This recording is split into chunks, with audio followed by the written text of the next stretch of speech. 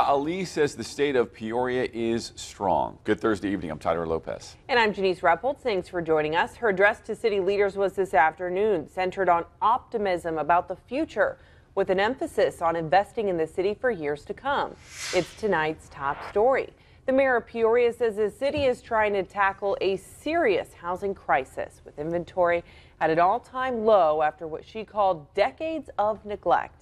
Mayor Rita Ali shared her vision over the next year with her annual State of the City address. This was with the Chamber of Commerce.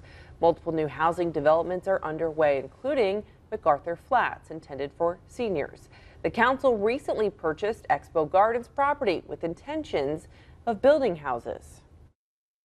Without swift action, our housing shortage will grow exponentially over the next 5 years. In my opinion, it should be our top priority in conjunction with community safety.